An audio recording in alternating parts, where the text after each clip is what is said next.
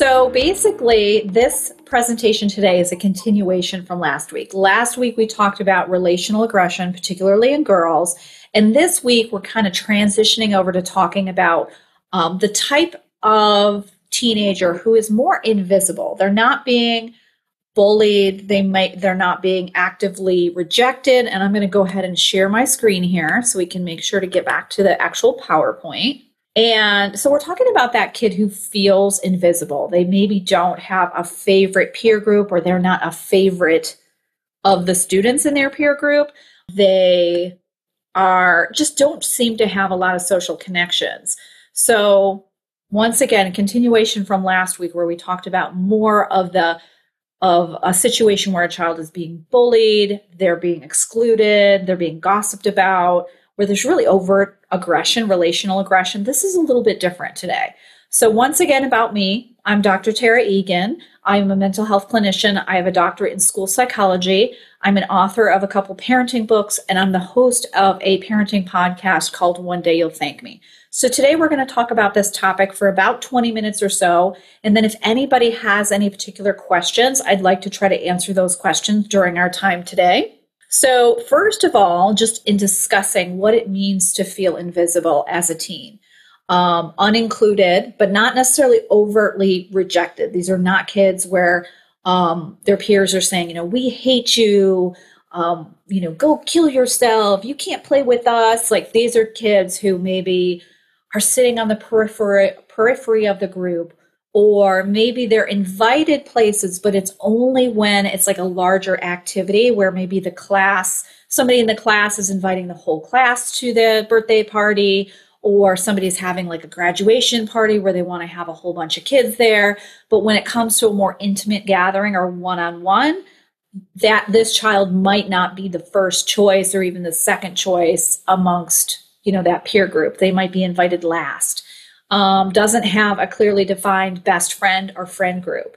So we can have kids who are super social and feel connected to a whole bunch of kids, or we can have a kid who really just doesn't feel connected to any particular group or any particular person. And that's the kid we're talking about today. What it's not a kid who was doing fine socially and then suddenly was dropped by a friend group. It's not, the kid who really does have friends, who's getting invited places.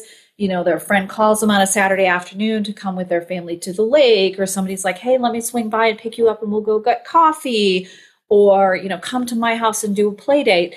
These are kids who might say, I don't have any friends, no one likes me. But in reality, that's not true, and adults can see that that's not true. So that's not the type of kid I'm talking about today. And then I'm not talking about the kid who's being openly bullied or openly rejected. So I did want to kind of clarify who we're talking about and who we're not talking about.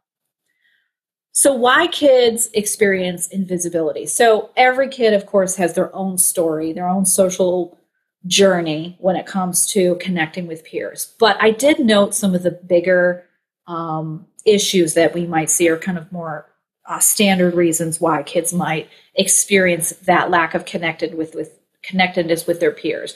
So one is that they're an other.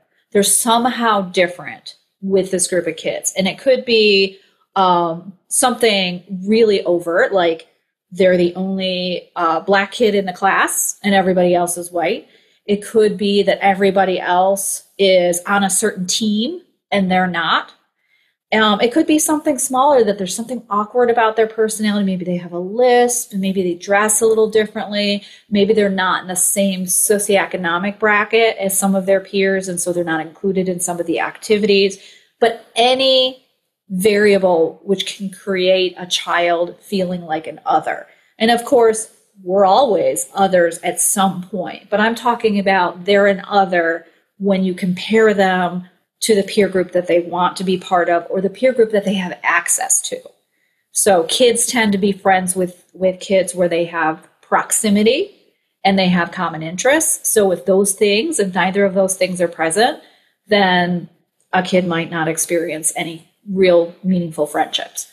Another thing is sometimes these kids struggle with nonverbal communication. So even if what they're saying is socially appropriate, they're talking about the favorite TV show, or they're commenting on the social studies project that's due later in the week, If they're a kid who struggles with maintaining their space, like they're a kid who's touching everybody, leaning on them, like plays rough or just is sort of abrasive when it comes to personal space and touch, that can be a reason. And I do want to mention with this particular one, it's really important as parents, if you see your kids struggling with this issue specifically, that you try to be as direct as possible in supporting them and making some changes, just because we really want to foster the concept of consent with kids. Like, do you hear her? She's telling you to stop pulling her arm, even though your child is not, hurting this other kid, or they're not doing it with any kind of ill intent. We want kids to be able to respond when their peers indicate that they're not comfortable with a certain type of touch or someone being in their physical space. Another thing is sometimes kids' facial expressions don't match what they're saying. So they might say, "Hi, it's good to see you," or "Hi, thanks for being part of our group," but then they have more of a frown face, or maybe they just don't have a welcoming facial expression. Kids who don't know how to use gestures appropriately, who struggle with timing.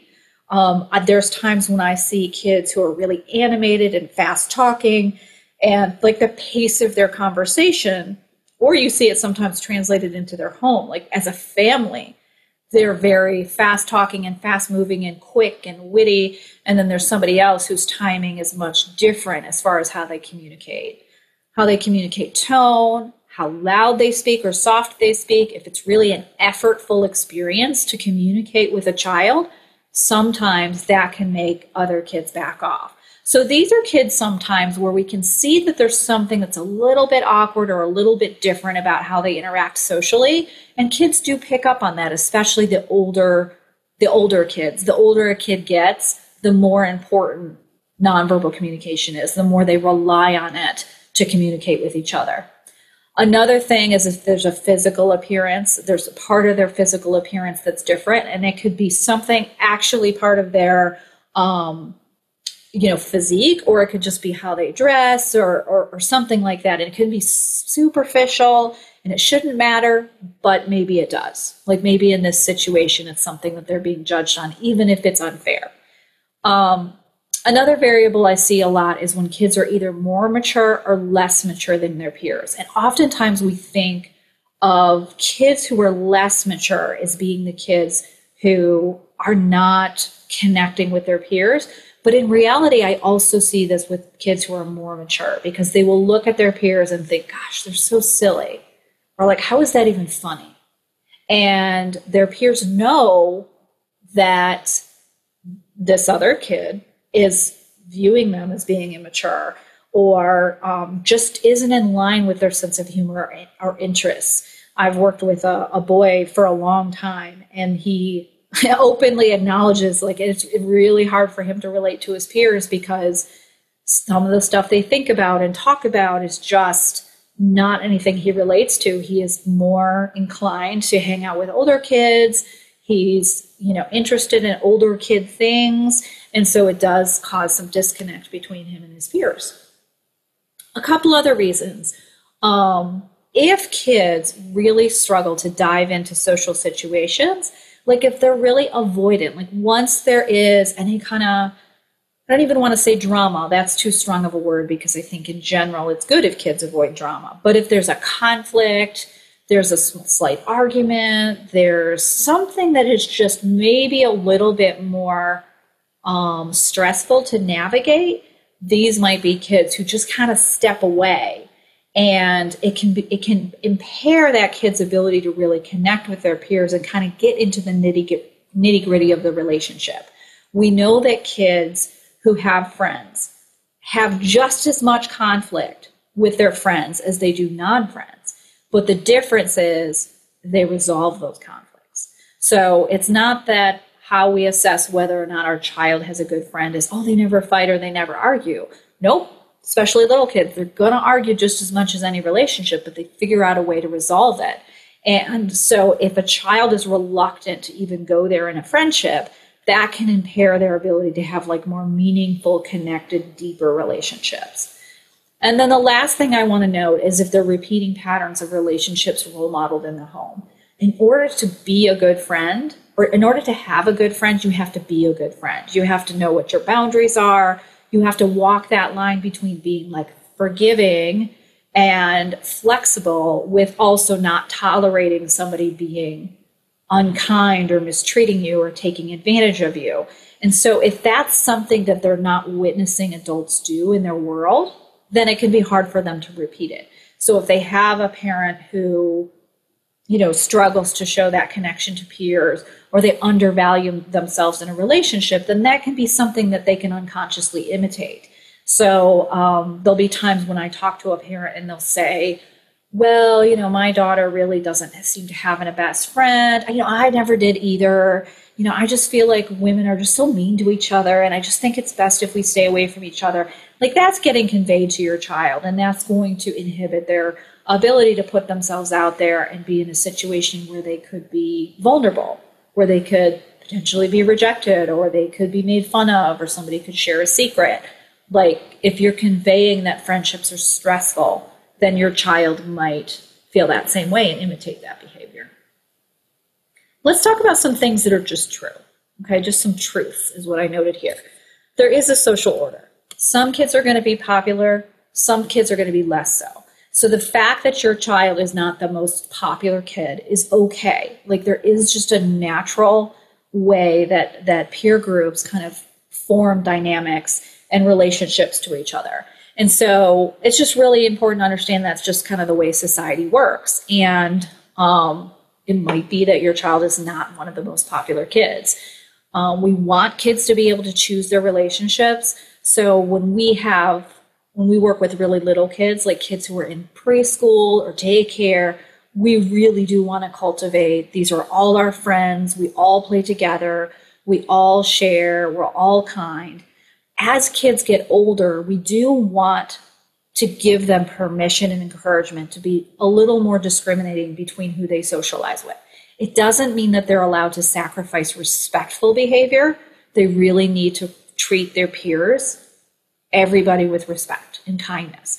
But when it comes to saying, hey, this is somebody who really brings out the best in me, this is somebody who I really connect with because we're both interested in a particular topic, or that kid makes really poor choices, and it's probably best if I don't sit next to them in class because I get distracted or I've gotten in trouble. Like, we want kids to be discerning. We want them to start to cultivate the ability to choose their relationships, okay? It's important for kids to realize that not everybody's going to like you, and that's okay. Like, that doesn't make you bad. That's not abnormal. There's going to be people that you really, really like, and there's going to be people that you like less. Once again, we want to treat everyone with respect, but it's okay to have somebody sort of not be your cup of tea. Everybody's going to be judged at some point, and you're going to judge others. It's a pretty natural thing we do, and it might be a small judgment, like, oh, gosh, they don't really know how to throw the basketball in the basketball hoop very well, and it's just kind of an observation. Or, wow, she has 3 sisters. Or it could be something that's like, I don't like the choice they're making. I'm never going to be a kid who smokes in the bathroom. Like, that's a bigger judgment. But that's a natural thing to do. And that's how we determine decision-making sometimes, as we evaluate somebody else's behavior. We compare it with our own values or what we would like to do for ourselves. And then we, kind of give it a thumbs up or we give it a thumbs down. So it's important that kids understand and accept, like, sometimes people are going to judge you. Sometimes that judgment's going to be accurate. Sometimes it's not going to be accurate, but we just live in that world, and versus them walking around feeling like, I'm so unlucky because somebody judged me about something. It's a really natural thing to do. We talked a little bit about this already, that conflict is really natural. That's something that's just a truth that we want kids to understand. We can't always agree. There's times we need to problem solve. There's times we need to accept that somebody has a different perspective or is going to behave in a way that we disagree with. And in order to create strong friendships with peers, we need to be able to navigate through those conflicts. And then the last thing is that both being invisible and being bullied is common. Doesn't mean it's okay, especially the bullying part, but these kids are not alone. And that's something that when you look through the research, that kids who feel like I'm the only one who feels this way, I'm the only one who doesn't have a very best friend, that's when it gets really stressful for kids. Whereas if they recognize, some kids are super social, some kids have a lot of friends, other kids are less so, and it's totally normal. I think that's really important. And I think when kids hear not big, sad, sorrowful stories, but just some people in their life sort of relating to that, like, oh gosh, I remember in middle school, and I can tell this story. When I was a senior in high school, I just had a lunch period where I wasn't friends with anybody. No one was mean to me. I wasn't rejected. If I sat at a table, nobody, was unkind or told me to leave. But I also really wasn't spoken to. And it was definitely a time of day that I was like, man, this sucks. Like, I'm going to sit here and eat my lunch, and I can't wait till this class period is over. And I completely understood that I was not being bullied, but I also did not connect with anybody. It just so happened that even though I had a best friend, even though I had a peer group or a couple kids that I hung out with and were close friends, I did not during my senior year, during lunch. And that's a normal thing. And then resilience matters. If your kid is a kid who can reflect on it and have a positive attitude, it's probably going to go better for them versus them thinking, I'm all alone, no one likes me, I must be a loser. All right, let's get into things that we can do to help kids. First of all, and some of these you're going to hear a repeat from last week because they apply here. So I'm going to briefly mention them. Being a good listener. It can be really tempting when our kid says, everybody else has something to do on a Saturday night, but I don't. It could be super easy for us to be like, well, I know, let's schedule this thing. How about you and I go to the movies? Like sometimes our kids just want to communicate and be bummed out with us and have us hear them. And they're not looking for us to fix it, or maybe they are looking for us to fix it, but it's really more important for them to either solve it themselves or be able to sit in their discomfort and get through it and see that things are still okay. We don't want to trivialize kids' feelings. Oh, this happens to everyone. It's just a phase. The fact that they didn't include you, maybe they were just joking, or everybody feels this way in middle school. Like, it's important that we don't give too much credence to like irrational thoughts. If a kid says, I have no friends, no one's ever going to like me, and I'm just going to die alone. Like, that's not rational. Like, I get you don't feel included right now, and I can validate that and sympathize. But to indulge or reinforce irrational thinking is not something that I recommend. So you don't want to be dismissive. You don't want to allow them to like ruminate in irrational thinking. You want to walk that line down the middle where you validate their feelings and then kind of have them shift to the next part of their day. I think it's important to recognize that people often feel very humiliated when they don't feel wanted or included. Like, that's a very specific feeling of that doesn't feel dignified. It's embarrassing. It can be difficult for kids to talk about, especially if they feel that the people in their life are disappointed in them because they're not a favorite peer in their peer group. And so it's really important that if kids in their social world don't feel really accepted and appreciated, it's going to be really important that they get messages from family and the people in their household and community that they are appreciated and they are respected and they are accepted.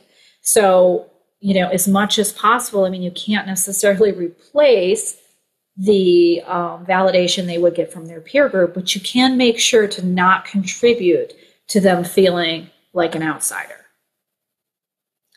One of the things that's tempting to do as a parent is if, let's say, we hear that our kid wasn't invited to a birthday party, it can be really tempting to be like, you know what, she's not even fun to be around anyway, or she's kind of stuck up and she gossips all the time. Like, we can have the inclination to want to reassure our kids by sort of knocking down those other kids down a little bit to make it seem like they're not appealing. I don't recommend that for a couple of reasons. One, I don't think it's productive to teach your kids to do that. Like, our self-esteem shouldn't be based on making other people diminished. The second thing is that if it comes around where your child develops a friendship with one of these kids that you've spoken ill of, then it's awkward. If you're always speaking about, little Sarah and her obnoxious family and how she's so, annoying, and why would you even want to be friends with her anyway? And then the two kids take an art class or just maturity happens and they end up becoming friends. It's just awkward. So you want to be able to say, I'm sorry, honey, that you weren't invited. I know you really wish you could have gone to that party, but you don't need to diminish the kids who went or who hosted the party. Making sure not to compare them with their peers. It can be really tempting, especially if you're a parent who does have a belief system that popularity is coveted. This somehow makes it better for your kids. And there's definitely parents out there that I've worked with a lot where if their kid has a couple friends, is greeted really warmly when she goes to her softball practice, but just isn't a kid who has a lot of plans, there'll be just a feeling of insecurity in the parent. And they'll be like, well, why don't you go down and see what, the girl down the street is doing and maybe, see if you can join in. Or have you checked to see if little Sarah has gone to the pool a lot this summer? Because, she hasn't even called here to see if you wanted to go with her. And there's a lot of prompting and urging and pushing kids towards social interactions. And that can end up, I talked to Sarah's mom and she said that Sarah's been dating now for several months. And she sometimes goes and gets coffee with the boys that are in her youth group. And all that kind of stuff it's just not fair. Your kid's might go at a different pace than their peers. Having a different social life shouldn't be presented as there's something wrong with you. So it's really important just to reflect on who they are. Do they seem happy in their skin? Do they feel like they have a connection with at least one person? That's your goal. It's not about them looking like the kid next door or having a social life that looked like how yours was in high school. Focus on what your child can control. So if there's your child may not be able to control whether or not little Sarah invited them to the birthday party, but your child can control when she sees Sarah, is she going to say hello or is she going to refuse to talk to her? When she goes to her new art class, is she going to sit down next to somebody who she feels like maybe she has something in common with? Those are things your child can control. And if they're really struggling with a particular thing that feels awkward and you want to make some accommodations, I think that's fine. So had I been given permission that senior year when I didn't have any friends, if I had been given the choice, you can go to the library and work on schoolwork, or you can go and sit in the regular senior year lunchroom, I probably would have gone and done my homework and felt perfectly fine with that. I wouldn't have sat there and thought, I'm such a loser. I would have thought, gosh, I don't really know anyone this year in lunch. I guess I'll use this time to get stuff done. And that would have been it. It wouldn't have been any more than that. So sometimes we can help kids make some small adjustments and accommodations to help them feel more in control of their environment and not highlight the places that they feel disconnected or awkward. So you don't want to remove all discomfort. You don't want to be bending over backwards to, smooth out any negative feeling. But sometimes it's Mom, I feel so embarrassed when I have to, when the bus brings me to school, because if we get there 20 minutes early and I stand around in the, the quad and I don't really have anyone to talk to, is it okay if I get a ride with a neighbor and then we end up getting there only 5 to 7 minutes and I don't have to stand there so long by myself? That's a pretty decent accommodation. The kids' morning doesn't start off where they're feeling kind of alone and anxious, but they're still expected to go to school and be on time, and they've arranged a ride that is appropriate. So things like that. Focusing on the quality of friendships. If your kid comes out of school each school year and has really connected well with one person, and they feel like this person is kind to them consistently, is interested in them and cares, this is a win. It does not have to be where your kid has 7, 8, 10 other girls to arrange play dates with. They really need to have connection with one person And so to have a high quality friendship would be the goal. And then make sure they feel, and this sounds so superficial, I know, but when we look at the research, we see that kids, one of the primary ways that they I'm trying to think of how to describe it, they evaluate themselves on different domains, like how competent am I academically, how competent am I athletically. But we know that physically, kids, especially in that late elementary, middle school into high school age, if they feel okay about themselves physically, typically their self-esteem follows. So whereas if there's something, they're like, oh, my mom makes me wear these dorky clothes or whatever, it can be something small, or I have raging acne, or my mom, I'm the only girl who's in 10th grade who can't wear makeup. If there's something that you can do that's not over the top to help them feel good about their experience, or their physical appearance, that can go a long way in them feeling good about themselves and being able to put themselves out there a little bit more socially, just feeling like they fit in. All right, I do want everybody to understand the role of social media when it comes to loneliness. Right now during COVID, a lot of us as parents are thinking, well, this is the primary way that kids interact, and that's true. However, there's also, with that understanding of connection between peers being related to technology, there's this belief where if we don't allow kids to have 24/7 access to their peers, that somehow we're too hard, we're denying them, we're just putting them at a disadvantage. But in reality, it is healthier for kids to have a social interaction that's meaningful and then be done with the peer group and move on to family life, or move on to getting their academic work done, or playing with their pets, or doing a chore. A lot of times when we have this, I have a friend group in my pocket, whether it's going on social media or answering every text or FaceTime connection. It ends up being where they sort of communicate throughout the day, but it's all superficial. They're sending little snaps back and forth of each other, and it's literally them taking a picture of their shoe or the ceiling. There's very little conversation. There's very little interaction that requires them to show social skills and connection. So my recommendation is, especially for kids who are struggling to connect, is have them, hey, why don't you send your friend a text and see if she'll get on FaceTime, and you can show her our new puppy.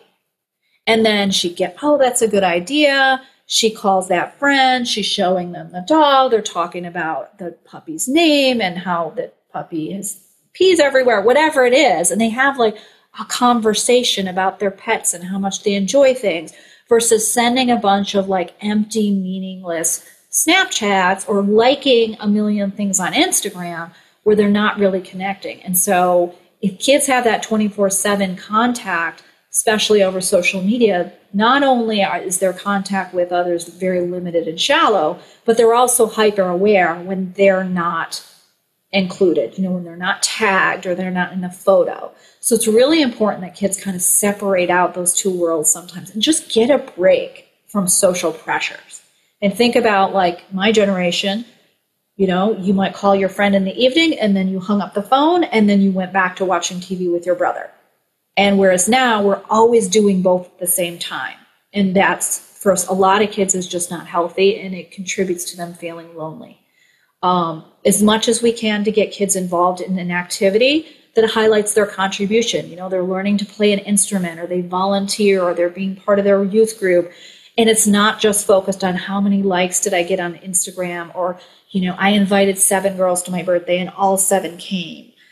Just something that really allows them to be passionate about something, engaged, feel purposeful. A lot of times kids are spending more and more time online and social media, and what are they going to show for it, right? Nothing they did on social media last week, unless it was something kind of horrifying, is going to be meaningful today. And so if you can have them form an interest and feel passionate about it and feel competent, that's always going to be a win. We talked about conflict.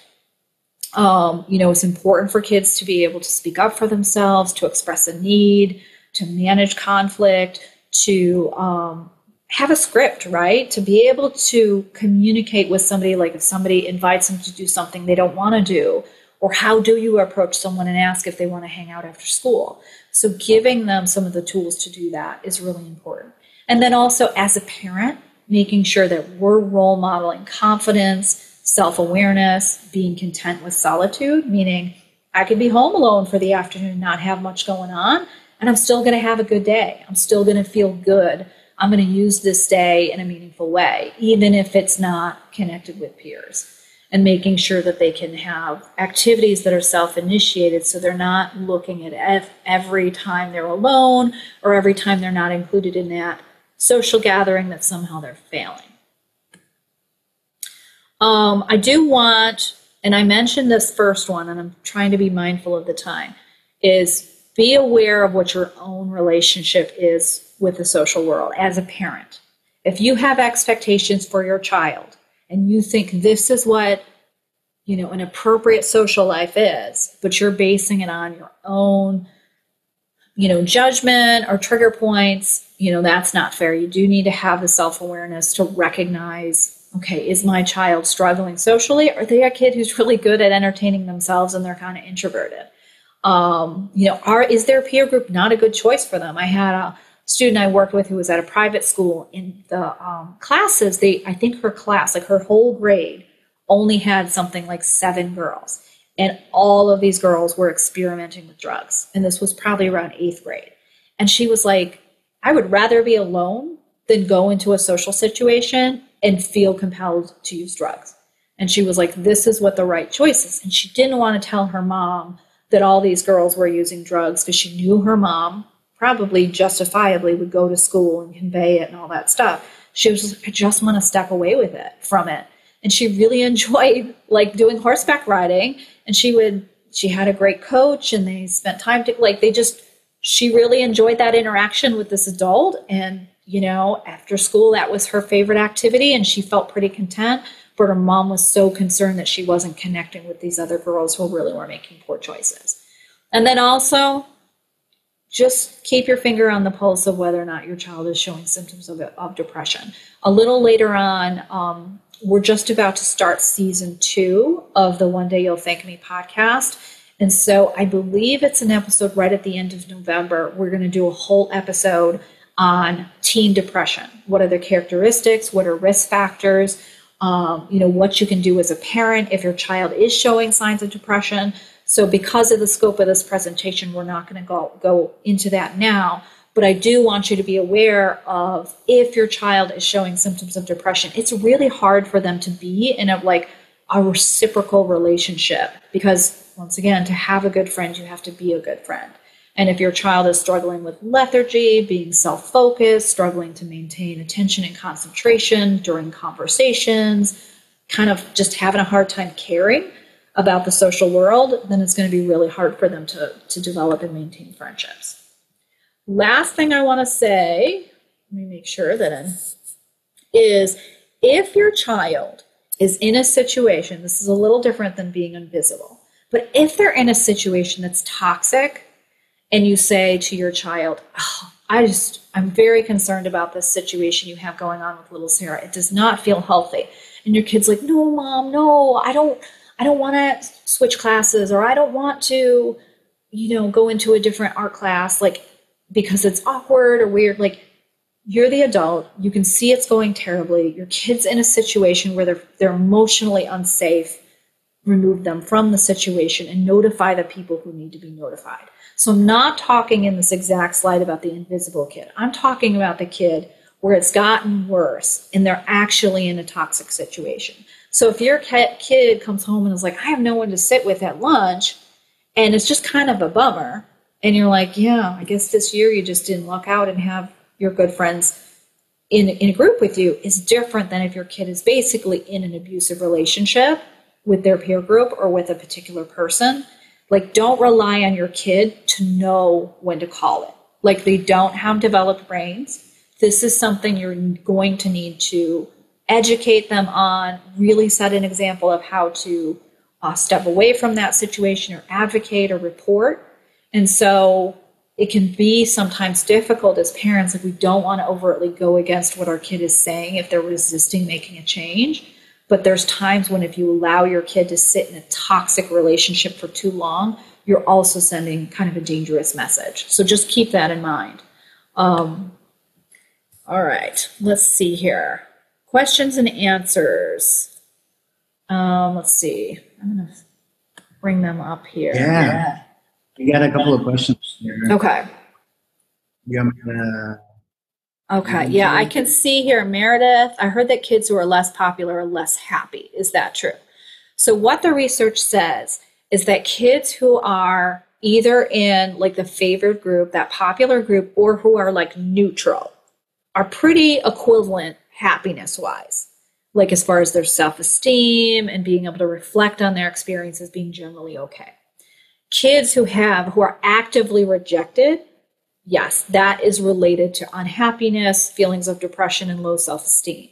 So I don't want you to think like the more popular the kid is, like their happiness is going to naturally follow.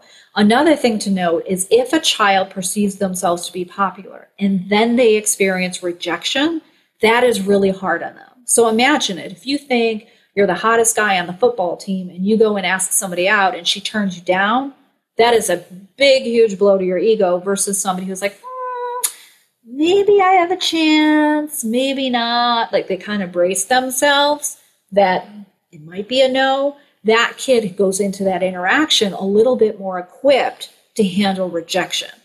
So that's just something to keep in mind, is that rejection isn't necessarily like a happy or unhappy thing. It's like a different variable, but being popular doesn't necessarily insulate you from being unhappy, especially if you experience rejection. Okay.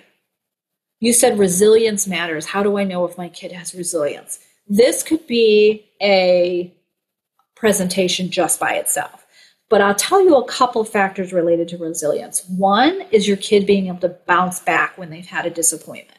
So sometimes somebody will have a disappointment and it just knocks them off their feet. They ruminate on it. They keep thinking about it. They reflect it back and take it personally. They'll think about it again when they're back into a similar situation. And then there's kids who get knocked down. They reframe the situation. They might, totally acknowledge it's a complete bummer, but they have a sense of like, I've got this, like I can manage this. And they either will try again or step away from something that's kind of unhealthy. So if kids can handle change, if kids can switch their thinking from negative thinking to more positive thinking, if kids know how to ask for help, those are all things that contribute to kids having resilience. And so a lot of times when parents are, they come to me and they're concerned about their kids' social life, that's one of the things I ask them. Like, how long is this moment of discomfort or this feeling that they weren't included, like how much is this weighing on them? Because if something that they're bummed out by, and then you redirect them of like, you know what, set down your phone, let's take it on for a walk, and they regroup, like that's a different scenario than your kid being mildly rejected or just sort of unincluded, right? Because we're not really talking about overtly being rejected, but they're unincluded and they talk about it and they're laying around and they're morose about it and they just kind of can't get past it. Like those, same kid, same scenario, same degree of not being included, but they're having very different emotional reactions. So if your kid is more resilient, it's just not going to be as stressful on them. So if you have any questions that you want to reach out and communicate with me about, you can obviously hit reply when you get this presentation emailed to you. Or if you're part of our private Facebook group that's called Adolescence and Parents Guide, a support group for high school students, that is also a great place for people to chime in and say what might be, what their questions are, what their recommendations are for future presentations. So thank you for tuning in. We'll be back next week, which is Monday. I think it's the 2nd of November. I'm not sure of the topic yet. I've got to go look through. I've got a couple of emails. I want to see what people say, but I will try to put some information out later this week about what that topic will be. So stay tuned.